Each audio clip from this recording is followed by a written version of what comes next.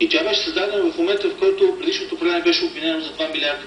Дръжте се по начин държавнически от БСП, господин. Нищо подобно. Значи изделията има и цялата история на вашата партия се дръжте държавнически.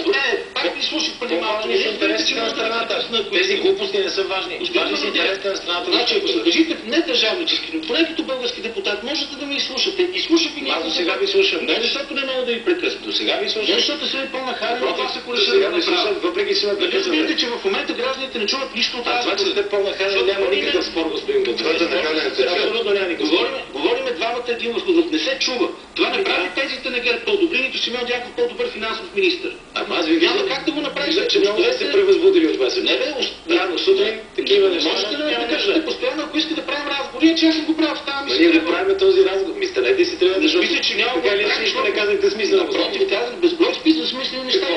Имаме още 5 минути, ще тръгнете и двамата. Аз извинявам, ако не ме оставите да си довърша няколкото прости тезички, ще остави си отивам, най-сериозно ви казвам, няма какво да търся тук. Има 4 минути. Тогава да разговора ще стане спокойно да има още 4 минути. Оли Рен. Говорите сами напълно достойно. Извинявам се за момент само. Значи логиката, която е водеща простата логика на това, което се случва в момента е на гостта на ГЕРБ. Оставете водеща въпросна. Дайте да кажа. И съжалявам, обаче аз съм си. Наистина ли ще тръгнете? Абсолютно съжалявам. Изчакайте. Това не е отношение, в което мога да участвам, това се превръща от партията. Ще му кажете ли го виждате? Да.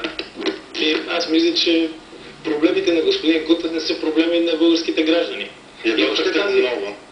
Вижте, господин Кутев идва винаги в полуистерично състояние на подобни дебати и започва подобен махленски спор. Почти няма случай, в който да има спор различен от този. Така че оттам идват проблемите на господин Кутев.